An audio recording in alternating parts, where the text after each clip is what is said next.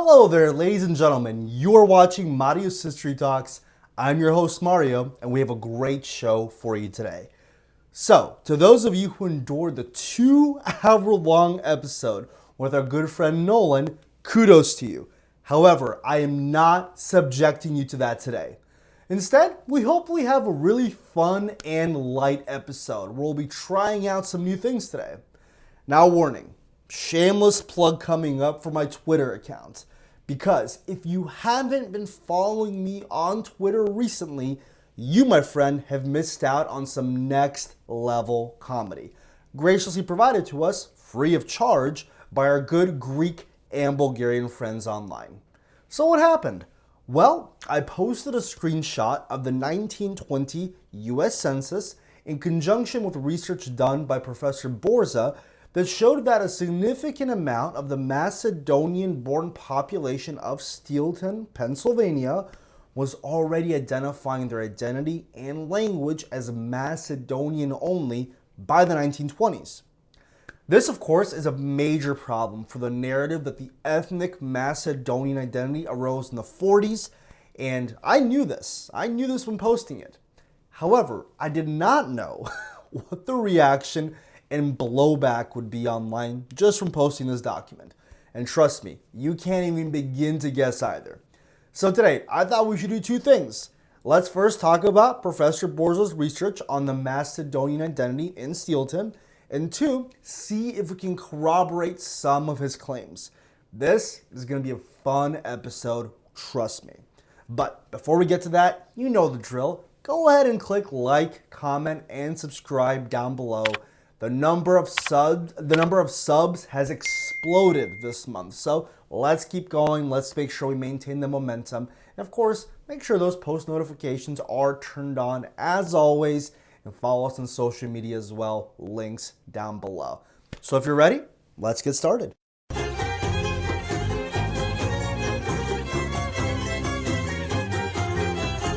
So just a little backstory before we get started. Chances are you may have heard of Professor Borza, who was known as the Macedonian specialist given his lifelong dedication and expertise in all things ancient Macedonia. He taught at the Pennsylvania State University from 1964 all the way to 1995, and during his tenure did not miss a single year in giving the Greek government heartache, given his consistent stance on the non-Hellenic nature of the ancient Macedonians, even leading to the Greek government's refusal to allow him entry into Greece in the 90s to film a documentary. Birthplace of philosophy, folks. But what you may not have known about Borza is that he actually also delved into the research on the modern Macedonian people as well. What can I say? Studying Macedonia is infectious. Many are saying this. So let's take a look. All right, folks, so with that, let's take a quick look now before we dive into Borza's actual research about the tweet that caused all this commotion. So I tweeted on June 9th that in 1920, a US Census report shows that out of 250 people on Main Street in Steelton, Pennsylvania, 76 reported theirs and their parents' place of birth as Macedonia and mother tongue as Macedonian. Thus, 228 persons were identified by a census on a single street as having a Macedonian connection. Pretty nice to kind of see this in written form, but to us, this should not come as much of a surprise. I mean, we know by the early 20th century, Macedonians were starting to identify as Macedonian only. This shouldn't come as much of a surprise. What did come as a surprise, though, was, of course, the reaction to this tweet. So let's take a look. And of course, there were almost 8,000 views here. So we know we did something right. My dude over at Tiselados, he tweeted out, nice Photoshop of US government documents. The US 1910 census clarifies there are no Macedonians and no Macedonian mother tongue. You can get in trouble for falsifying US government documents, you know. So he immediately thought that by showing Macedonian on here, something had to be fishy. Something had to be wrong. So to his credit, he did try to find historical documents to prove me wrong. Here's what he came up with, and A for effort. He found this instruction to enumerators, which showed that they're not supposed to write Macedonian, but write Bulgarian, Turkish, Greek, or Serbian instead of just Macedonian. So a couple of things wrong with this. Clearly, he didn't think things through. First of all, this is for the enumerators. This is for the census takers, not the ones in the actual census. And secondly, this is from 1910, not 1920, 10 years later. But finally, if this were the case, if US Census takers were told to write down anything but Macedonian, then this shows that the people themselves being counted in the census demanded, insisted that they write down Macedonian as their nationality and mother tongue. So that's pretty remarkable. But what's even more remarkable is Tiselados' legal mind. I mean, we got a real legal scholar here. He looked to the U.S. legal code to see what the fines and penalties would be for altering or falsifying U.S. government documents. Yes, my dude over at Tiselados is building a legal case against me for supposedly falsifying a U.S. Census because, of course, the word Macedonian and Macedonian couldn't possibly be on there. So what I do, of course, I decided to have a little fun with him. I tweeted back a copy of the census, which we'll get into in just a moment here. And I just wrote back absolutely delusional takes because obviously it's real. But you'd think at this stage he'd pause and maybe not only reconsider his life choices, but maybe just reconsider the argument with which he is trying to fight with right now. So the exact opposite happens. I mean, this is not a warning sign. So here's where homie actually doubled down. So I'll get into what he actually says. But first of all, the other clown show posse rolls in as well. These are folks that comment on everything I post. I could literally write, the sky is blue, and they're going to say it's green. But anyway, Borislav Stoyanov, this guy will tweet at anything that I do. I mean, he is absolutely obsessed with me. Real Mario Talks is building a case himself. The authorities have been notified of his efforts to create tensions between Bulgaria and North Macedonia through falsification of history and promoting hate and division. These additional documents support the case. So in addition to the 1920 U.S. Census Bureau, which is coming from my arrest, I guess Interpol is as well now. And then we have Effie, who to my knowledge is she's a bored grandmother with nothing else to do but tweet. God love her. This document is fake anyways. Supposedly is written in one day, January 7th, 1920. Why then calligraphy changes line to line? Look closely at the word Macedonia. There are 3 or 4 versions. She thought that the document was done by one person and on one day. Clearly not the case. It's done over many, many weeks here. So again, I double down and just, again, show them the obvious. It's a real census. This is where it gets interesting, though. So before I show you that, let me just back up here and show you what he did before. He actually conducted a forensic analysis. So in addition to being a brilliant legal mind, he has a forensic mind. I mean, he's straight out of CSI Miami. Look what he did. He used Photoshop, which between us is MS Paint. A better forensic analysis of the photo shows manipulation. You can see the word border, someone who boards a boat or a plane, and their names have been cut and new names have been written above that. So, folks, I don't want to make fun of somebody whose first language is not clearly English. Believe it or not, my first language is not English. But my goodness, this is rough. He thought the word border means it's somebody off a boat or a plane, like another arrival document, and I just copied and pasted that here on this document. So I don't know what to say, but let's keep looking here. He reposted that. He thought there were other names underneath that, and just wait.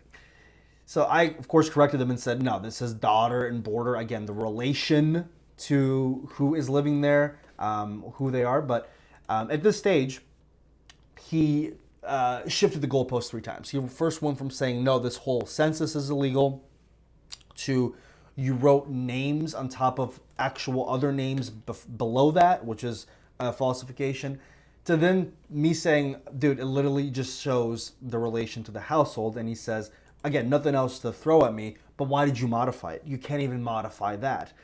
So with all that said, I kind of told him where I got the census, but we'll get into that in just a minute here. Let me just show you some other tweets that I collected. One of the tweets, actually, I think he deleted now. He actually tried to find this Vasil Dimov and try to connect him to another Vasil Dimov that came from Bulgaria and try to pass him off as Macedonian. saying that I was clearly copying and pasting somebody else completely, that I was just a Bulgarian pretending he was Macedonian. I can't find that tweet. I think he deleted it, which thank God he did. But just, again, some other tweets here that he thought would make this case against me. Let's just zoom out here and see what else we have. Of course, he calls me a criminal here, which whatever. And then, of course, finally, that this is a manipulated collaboration with Macedonian.mk, because it says the words Croatian and Macedonian supposedly written with the letter E. And I guess he tried to show me that because this is a different date than the original one I had posted, clearly there is some funny business, because, of course, the census all has to be conducted on one day. So, folks, in a span of just a couple days, he spent time and resources to pull up U.S. legal code, U.S. immigration documents, try to use Photoshop for a forensic analysis. My God, I am very impressed. And then, of course, just to top off the clown show, after admitting the obvious that, it says daughter and border there, Grandma Effie, brilliant Grandma Effie, she says, oh yes, look at that. Looks like the U.S. clerk miraculously found a typewriter and decided to just type the names over their handwritten whatever. Real Mario Talks, delete your fraud account. So folks, this is it for me. Am I going to get locked up in jail for U.S. Census fraud, among other things here? Oof, it's a doozy. But we'll find that out in just a minute here. What I want to do first, though, before I get sent off to jail, is actually show you the actual article that Eugene Borza wrote about this topic that essentially triggered off this nuclear meltdown on Twitter. So let's take a look at this article. Just want to give you some of the high-level overviews about it. Definitely encourage you to read it over yourself. And then we'll finally get to the census and see how criminal Mario Rostovsky actually is. Stay tuned. All right, so folks, as I said, this is it's an essay from a collection of other historical essays and topics here in the I Expanded Life in the Arts in Greco-Roman Antiquity. Specifically, this is called Macedonian Redux, and it's from 1999. All I did is, before I get accused of more fraud, I just copied and pasted this article into Google Drive just so I could highlight and show you some things I found interesting. So basically, just to set the stage, Borza at the time was teaching a class on minorities. It's an undergraduate seminar for history majors on the status of ethnic minorities and rise of national states in the modern Balkans. Interesting topic. And basically, he gets approached by a student who says that she is Macedonian and that she's not Greek.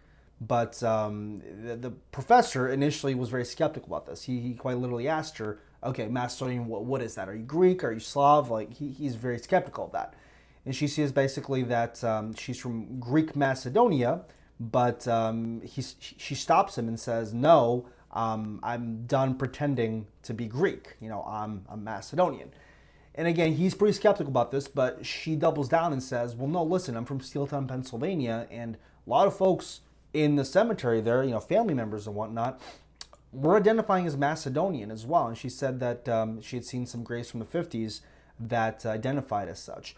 But Borza initially says, okay, 50s, everybody would have been identifying as Macedonian. The state had already existed. We need something earlier to prove anything here. So what did they do? They actually went on a road trip together to Steelton County and to the cemetery.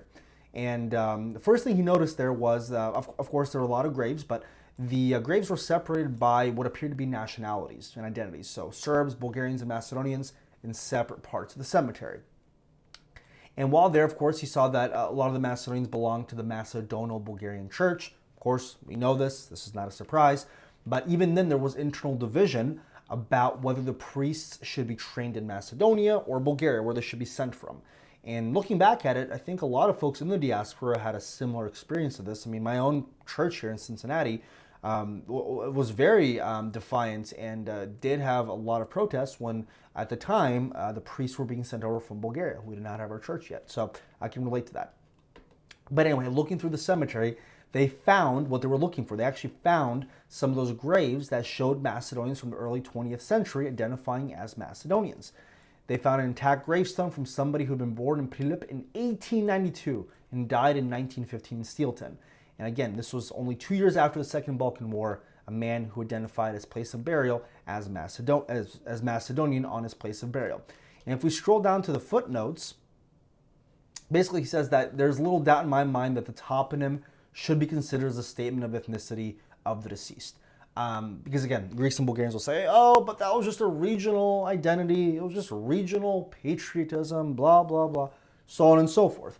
Which again, for some folks, a variable may have been a regional one. But as we can see here, Serbs do not provide their toponym of origin, which is striking. And secondly, to my knowledge, I mean, I have not seen or heard of any graves from Bulgarians writing born in Mysia, born in Thrace. Those are things that just don't exist because that regional identity of the Macedonians was arguably quite different than any other regional identities that would have existed at the time period. So based on all of the graves there, they again turned to the census record as well to see a little bit more about the information. And again, this is the tweet that I posted here. I just trimmed it down for size, and it shows that, again, 76 people on the same street listing their place of origin as Macedonia, language Macedonian, as well as their parents in the U.S. Census for 1920 on a single street within Steelton. So from there, Borza does take a step back and basically just talks about the political historical nature of Macedonia. He does talk about how in the forefront of all this, I mean, really what led to this issue was in large part due to Greece's Hellenization, absorption of non-Hellenes into the general Hellenic culture. And from that, in a joint struggle with Macedonians and Bulgarians, a Macedonian identity emerged as a resistance to Hellenization. Again, it was in conjunction with the Bulgarian one, but even by 1875, Borza states here, the first tracts appearing to favor a Macedonian nationality and language separate from Standard Bulgarian, and the conflict had been transformed from an anti-Hellenization movement into a Bulgarian-Macedonian confrontation. So again, we know this as well. Those cleavages started forming very early on between people that wanted more Macedonian representation versus standard Bulgarian policy at the time, which was just Eastern-based. So those cleavages started forming then. But despite that, Macedonia being divided, I mean, it's clear here that Macedonian nationalism language still was cultivated, still spread, still grew, even amongst oppression and in divided Macedonia as well. If the case was made that it only existed in one part of Macedonia, again, we would not see it happening in Greece, we would not see it happening in Serbia, we would not be seeing it happening in Bulgaria. It was contemporaneously happening across all those regions. But based on that, I mean, he literally talks about the fact that, Tito in no way created the Macedonian ethnicity identity. He sanctioned and legitimized a identity that was already underway since at least the 19th century.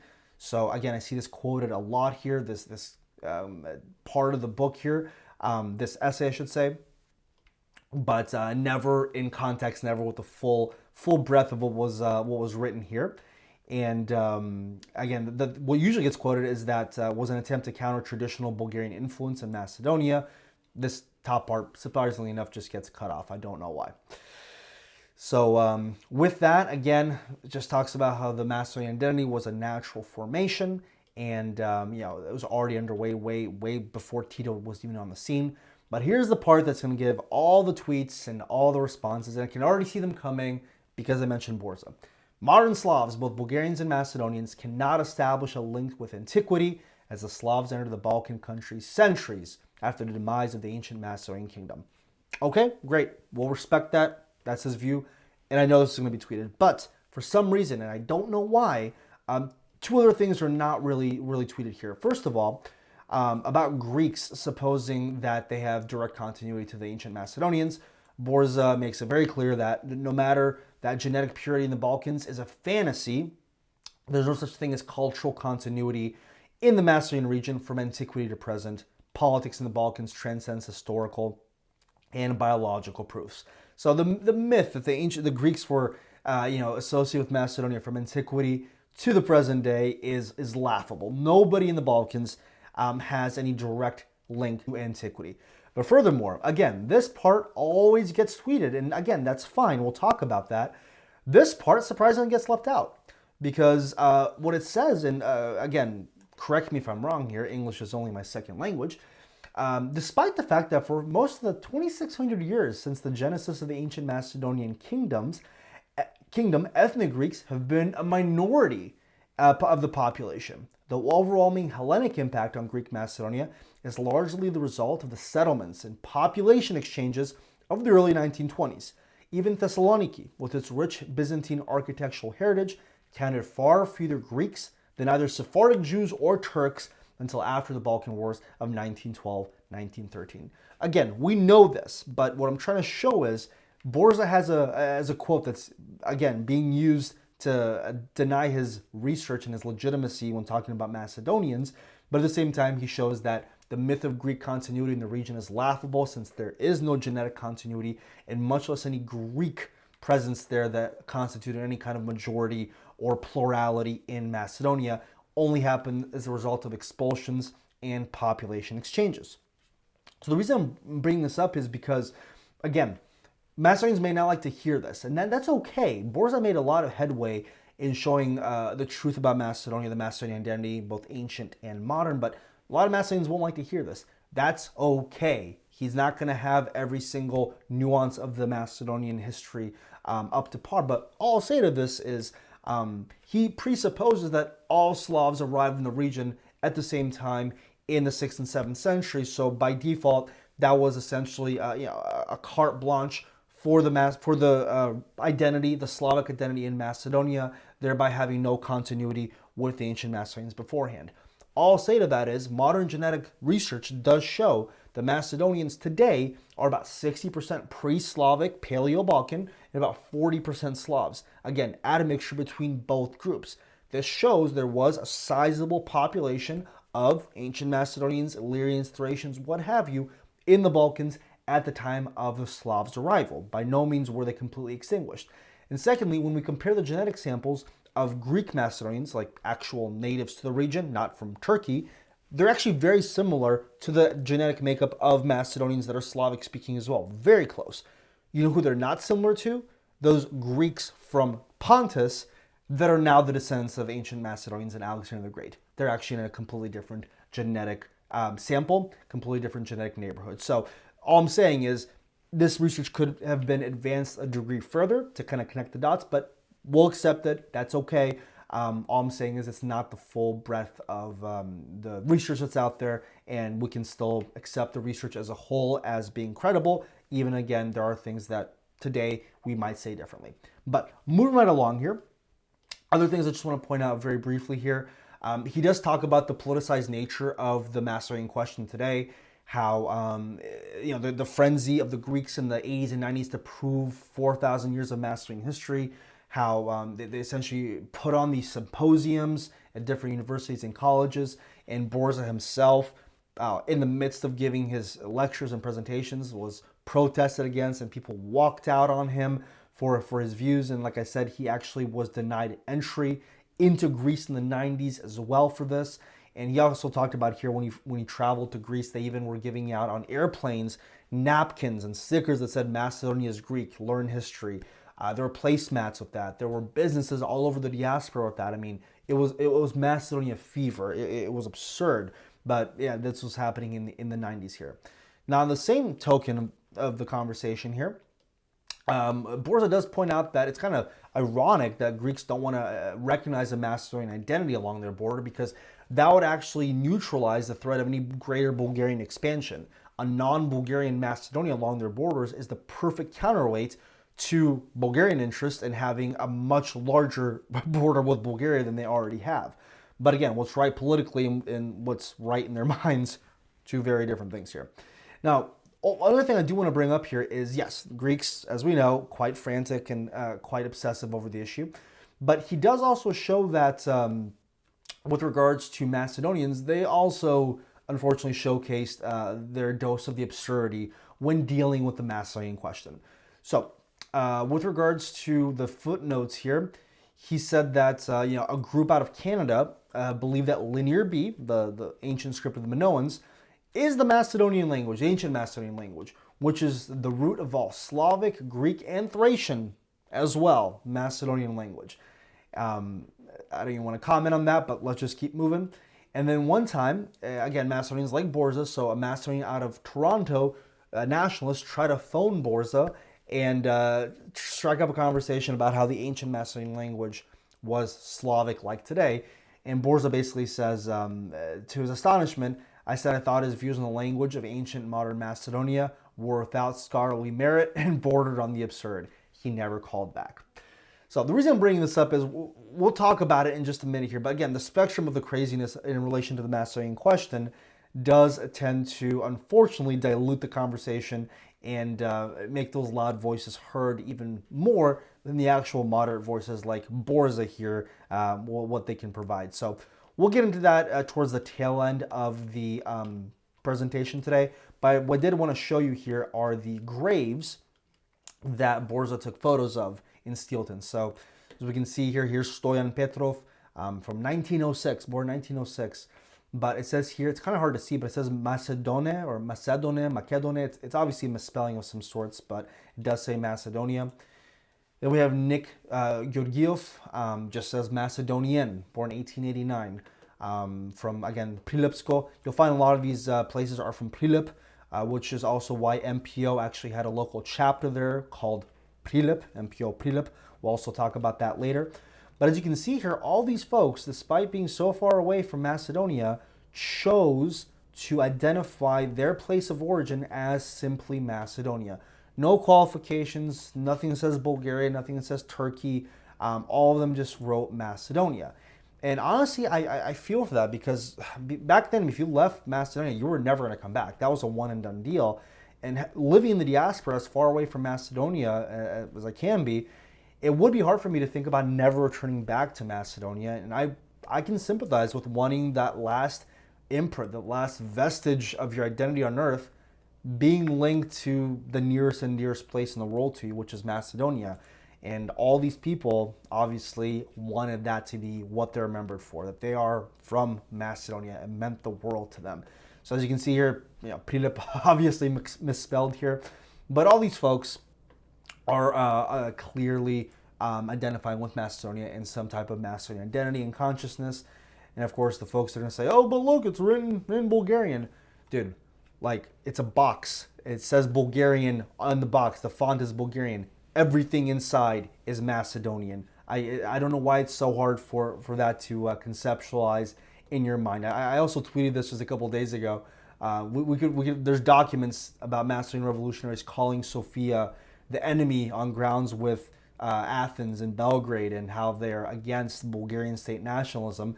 And all the Bulgarians are going to be running to the tweets to show that, oh, look, this document was written in Bulgarian, completely missing what the actual content and breadth of what's being presented is. Same thing with these graves here. So again, definitely encourage you to check this out. I will post in the description the link so you can access that yourself. But with that, folks, pretty big claims made here. Macedonians identifying as Macedonian in the early 20th century. Folks from the really from the 19th century even also having a Macedonian identity in the 19th century when they died. So let's see how we can corroborate these claims. So with that, we're going to shift gears here and we're going to go to the 1920 U.S. Census. And by the end of this video, you see me arrested and handcuffed away, you'll know why. All right, folks, the moment you've been waiting for. The moment we will see if Mario Rostovsky is going to be a convicted felon or not for falsifying the 1920s U.S. Census. I know you've been waiting very patiently, so let's take a look. So the U.S. Census from 1920 is on Ancestry.com. Great resource, could not recommend it enough. But let's take a look and see what we can find here. So we're going to type in Macedonia under place of birth. For lived in, let's keep it local. We'll do Steelton, Pennsylvania. And under language, native tongue, we're going to type in Macedonian. And just so there's no accusations of fraud, we're going to type in exact. So let's see what happens. All right, so we have 268 results from Steelton, Pennsylvania showing this. Again, it's actually a little bit more than Borza's estimate, but that's because he was only counting one street. This is the full census. So let's take a look at, let's actually start with, Peter Vasilev first. You'll see why. So this is the 1920 census. So let's just take a moment and we will zoom in here. We'll find where he is. Okay, so a couple of things here. Oh my God, is there text on top of this U.S. Census document? What, like, this is clearly forgery. I mean, look at this, folks. There is other typewriting going on here that clearly is not the handwriting of the census taker. And if you look carefully, let me just run some forensic analysis on you. It's obscuring, as you can see here, the text beneath that where it says border, wife, or daughter.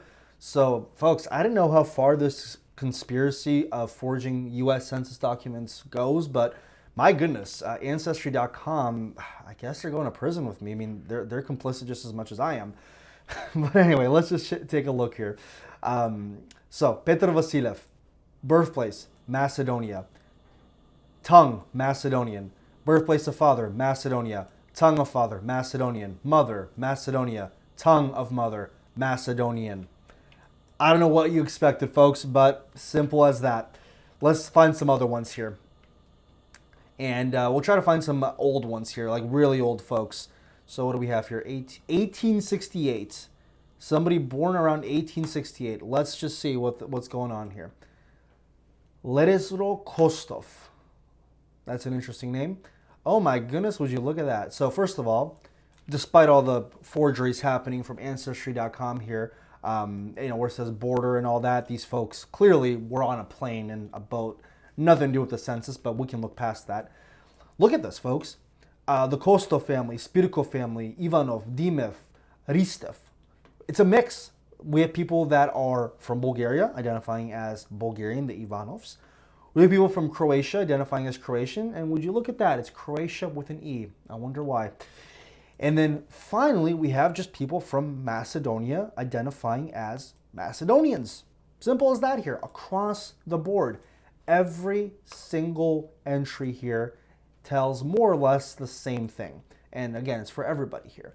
But one of them tells something different, and that's actually a few. Let's look at Sam here, Kuzmanov. Tells something a little bit different here. So our boy Sam here, if we just zoom in, hopefully this is coming through correctly. So here we have Sam Kuzmanov, and what does it say here? He's born in Macedonia, Greece. Greek Macedonia, Aegean Macedonia. He still writes his language as Macedonian. His birthplace of his father, again, he wrote Macedonia, but it's been written as Greece after the fact, apparently. And language, Macedonian as well, for Sam Kuzmanov. And if the folks that say, oh, you want to call him as Greek, find me another Greek called Kuzmanov, please. So, as we can see here, people in Steelton, Pennsylvania, both from Vardar, Macedonia, and Aegean Macedonia, were identifying as Macedonian. So let's actually find that here. We're going to refine the search. We're going to type in Greece now. We're going to type in Greece instead. And we're going to keep the native tongue as Macedonian just to see what happens. So let's do that search now. Well, there's our boy Sam, but let's just see what happens. Let's just find, again, somebody else that would have also been from Greece. All right, let's try with Nikola Marinov. I think I clicked on this one before. It says birthplace Greece. Let's see what it says. There we go, perfect. Okay, so Nikola Marinov. Again, it says Macedonian. Also, Greece is written over it as well. But as you can see here across the board, identifying as Macedonian. Nothing Greek there. And of course, people were identifying as Greek at the time. People actually Greek. But here's another one, Paul John.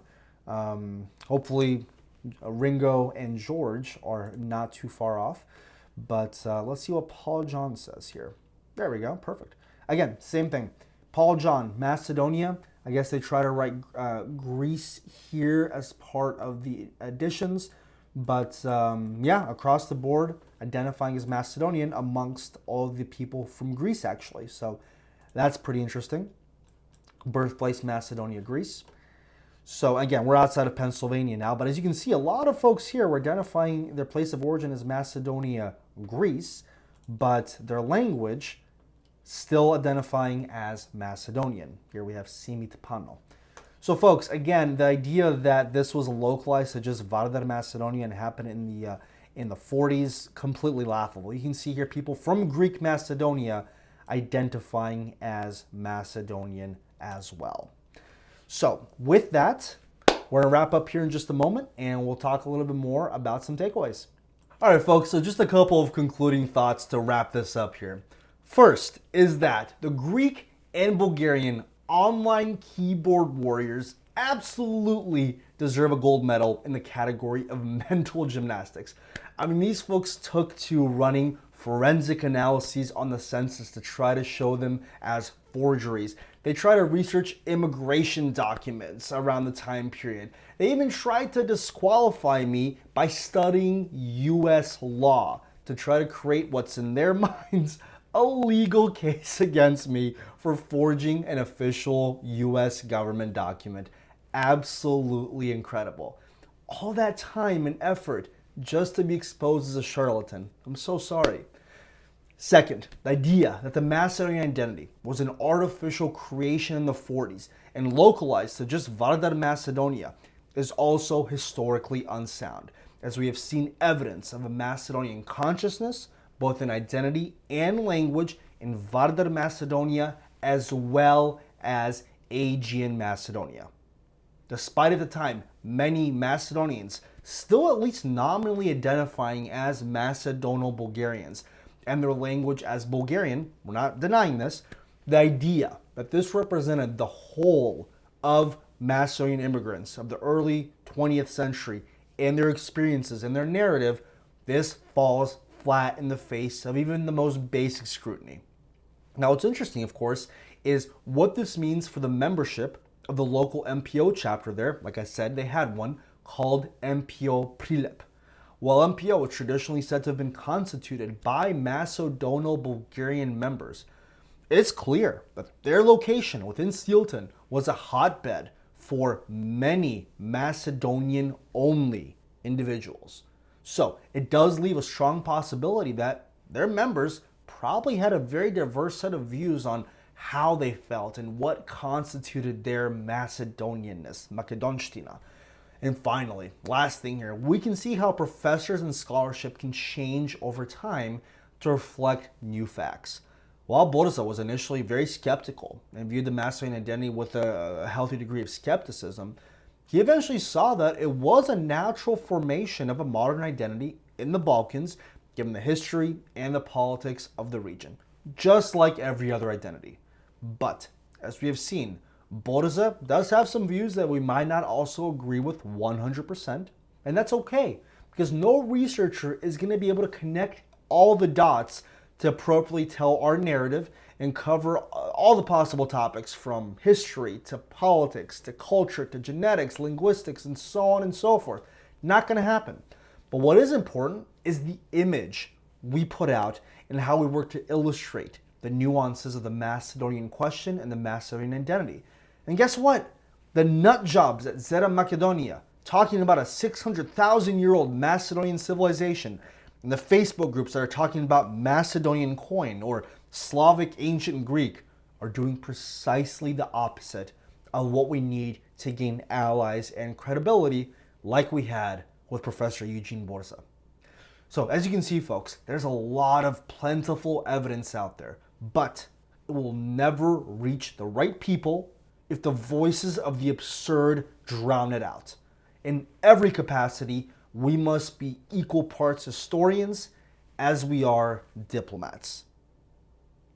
So folks, that wraps up today's episode. I really hope you enjoyed it. Like I said, Ancestry is a fantastic resource for all things related to census and immigration records. So if you're living in America, especially, definitely take a moment and sign up for it. It doesn't cost much. You can find more about your history and roots in America as Macedonians. And of course, happy to help out if you need any assistance. With that, folks, I'll get to work on another episode here. But in the meantime, stay in touch and keep fighting Zamaika Macedonia. Take care, folks.